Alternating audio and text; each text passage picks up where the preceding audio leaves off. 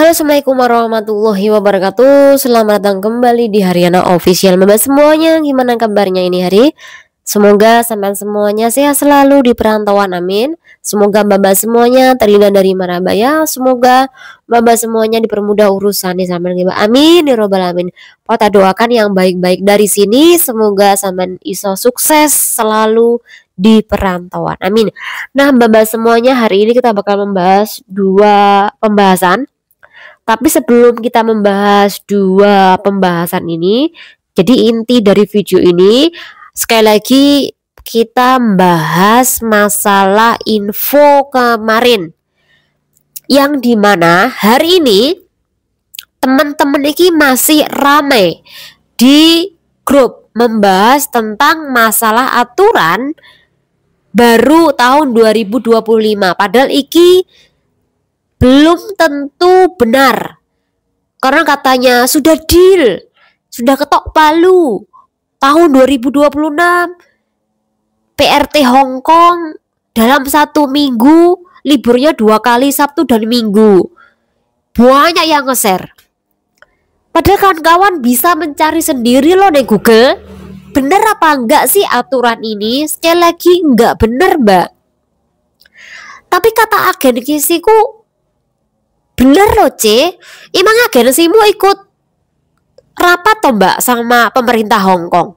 Ya nggak mungkin kan. Ini kan khusus untuk para DPR atau menteri-menteri Hong Kong. Nggak mungkin agensi juga ikut rapat loh. Terus agensi itu dapat info dari mana loh?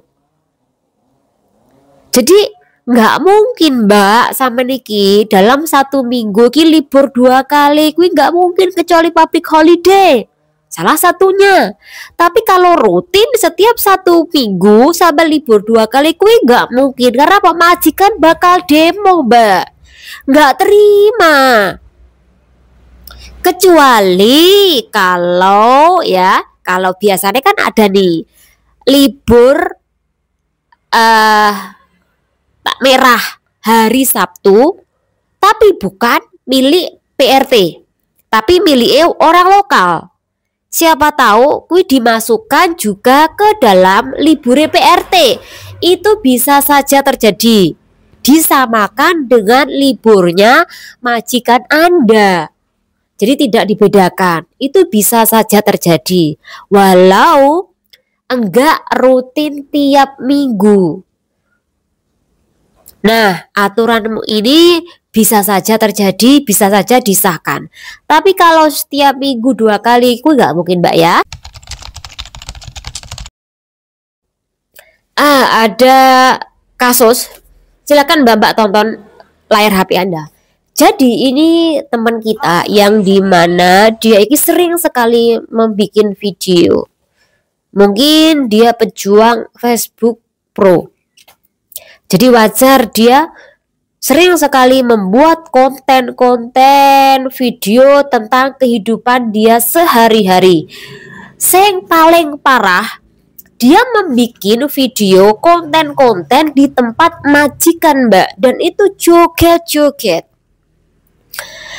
Dan temennya iki ada yang menegur, C, jangan joget-joget dengan menggunakan atau berlatar belakang privasi rumah majikan. Dia joget-joget nih tempat ruangnya majikan, joget-joget mungkin di dapur milik majikan, di kamar mandi milik majikan. Nah, ada teman kita nih yang mengkritik mbak, C, kalau bisa jangan joget seperti itu loh. Sama apa nggak takut nanti majikan menginterminate? Padahal teman-teman yang lain iki sudah menyarankan Mbak E untuk tidak melanggar privasi milik majikan, tetapi Mbak Iki tetap mbak malah ngomongnya kayak gitu. Menghibur diri sendiri. Majikan aku ini baik, nggak jahat, nggak ada kerjaan, makanya aku joget-joget. Jangan asal ngomong aja, komen-komen yang tertib. Nah, Mbak Iki sudah diperingatkan tapi tetap ngeyel, ngotot mbak. Malah nantang nih sama teman-teman yang lain yang memperingatkan dari kasus joget-joget di tempat majikan, di rumah majikan, ini berujung Mbak. PRT ini diputus kontrak sama majikan secara interminate dan barang-barangnya banyak banget. Ya saya tahu majikan sampean kui baik banget, don't care lah dengan kerjaanmu, kamu mau ngapain di rumahnya dia, nggak peduli, karena yang paling penting semuanya bersih, anak oke, baik oke, dia oke, yang penting kamu kerja. Ada nih majikan seperti itu, baik banget, nggak peduli kamu di rumah dia ngapain, kerja apa enggak Tapi kalau majikan sudah mengetahui kamu main di sosial media, kemudian sosial media kamu diisi kegiatan kamu joget-joget, kemudian gaya video, bikin video di tempat majikan, majikan akhirnya nggak suka karena itu privacy miliknya dia.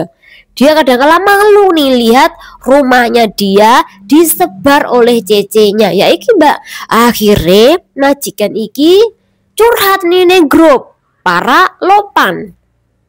Setelah dia curhat puas nih menyertakan video Anda, foto Anda, akhirnya dia melakukan pemutusan kontrak kerja secara interminate. Anda keluar kan mati gigi mulai udah diputus kontrak oleh majikan gara-gara kebodohanmu sendiri.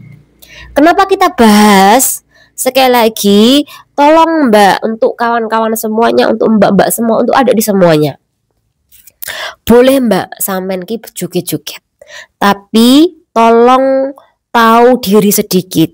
Sampean kerja di tempat majikan, jangan suka menggunakan rumah majikan untuk Anda upload di TikTok atau Facebook.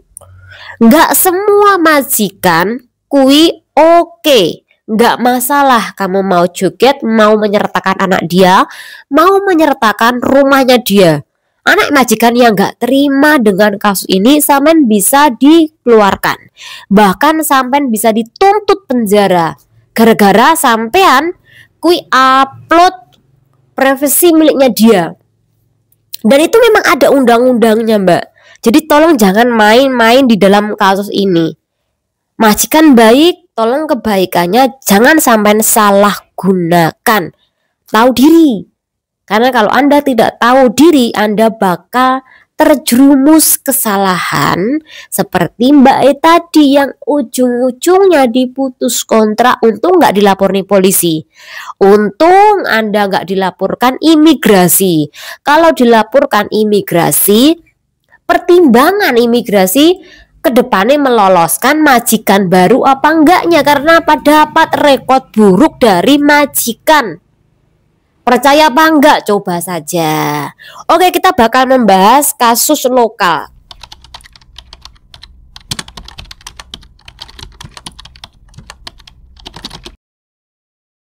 Kemarin kan Hong Kong lagi hujan deras, bahkan ada sebagian wilayah yang banjir. Nah, ini ada kejadian Mbak. Pertama saya baca berita, oh ada penemuan mayat tanpa kepala. Nah, sebenarnya itu bukan pembunuhan Mbak, tapi bundir. Nah, gimana ceritanya? Ayo kita bahas Mbak. Jadi kejadian ini kemarin ini jam 7-an lah pagi ya. Ada warga lokal yang melakukan aktivitas nih di bawah apartemen. Nah, dia jalan-jalan, kemudian dari kejauhan dia ngelihat Mbak ada potongan tubuh si korban ini. Jadi cuman bagian ini saja kawan-kawan.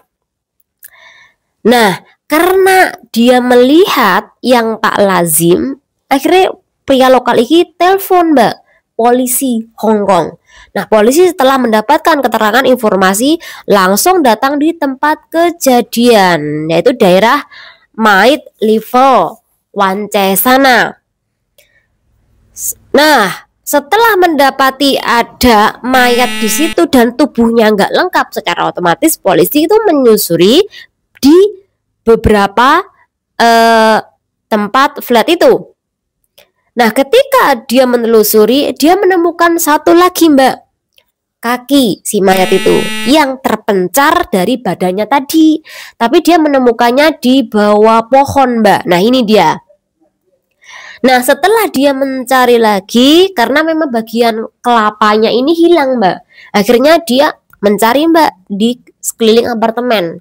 Ketemulah kelapanya ini. Jadi sudah lengkap tubuhnya, karena kejadian ini bukan kasus pembunuhan, tapi bundir. Yang mana laki-laki ini berasal dari Amerika, Mbak, umurnya 51 tahun. Dia melakukan bundir karena memang ada masalah pribadi dan juga masalah kesehatan. Jadi dia sakit nih. Kemudian tidak kunjung sembuh, akhirnya dia stres, kemudian bundir. Jadi yang menarik dari kasus ini adalah ketika si korban ini ternyata memiliki CC atau pembantu, Mbak. Karena pembantunya ini juga sempat diwawancarai oleh berita online. Dia ini ngomong gini, Mbak. Awalnya aku tuh penasaran nih, kenapa di bawah apartemenku ini kok rame banget. Ada mobil polisi, kemudian ada ambulan, kemudian juga ada pemadam kebakaran. Nah, karena saking ramainya, orang yang tinggal di apartemen itu berbondong-bondong untuk ngelihat, Mbak, ke bawah. Termasuk CC-nya ini juga lihat, Mbak. Nah, ketika CC ini melihat ke bawah, dia kaget. Kagetnya adalah kenapa pintu rumahnya dia ini terbuka lebar. Bahkan dicaknya dia atau pintu besi lah, itu juga terbuka lebar, Mbak. Karena dia iki, jangan-jangan nanti majikanku yang bundir itu. Makanya si CC ini, si pembantunya ini langsung turun ke bawah, Mbak, untuk memastikan bener nggak sih yang bundir ini adalah majikanku. Setelah dia turun ke bawah, dia ngelihat ternyata, Mbak, majikannya yang bundir tadi. Akhirnya polisi itu menginterogasi si PRT ini, ditanyain, pernah nggak sih majikanmu cowok iki mengeluhkan sesuatu? Ya Mbak iki ngomong, oh iya ada Pak Pol. Dia iki sering sekali mengeluhkan masalah kesehatan, kemudian masalah pribadi dia. Akhirnya dari kasus iki dipastikan Mbak iki stres nih, trauma. Karena apa? Biasa nih dia selalu bareng sama majikan cowok ini. Kemudian majikan cowok ini ninggalin secara tragis. Gimana nggak tragis ininya? Kelapanya terpisah, ininya terpisah, kakinya pun juga terpisah karena saking tingginya jatuh, Mbak, kemudian menimpa pepohonan.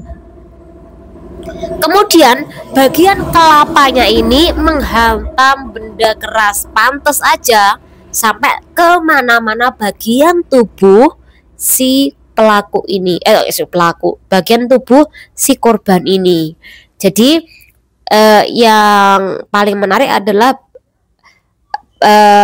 kalau si korban ini ternyata memiliki CC dan kemudian CC-nya lagi diinterogasi oleh polisi. Nah, dipastikan kalau kondisi seperti ini dengan ngelihat majikannya bundir kemudian tubuhnya sampai terberai kemana-mana, dipastikan trauma seumur hidup. Semoga bukan Mbak Indonesia, karena kalau Mbak Indonesia biasanya mesti terngiang-ngiang, terbayang-bayang dengan kejadian yang ia lihat dengan keseharian dengan majikan cowoknya saja. Semoga mbaknya kuat, semoga mbaknya iki tidak terjadi apa-apa, Mbak. Amin. Oke, kita akhiri pembahasan hari ini. Semoga bermanfaat. Wassalamualaikum warahmatullahi wabarakatuh. Bye bye.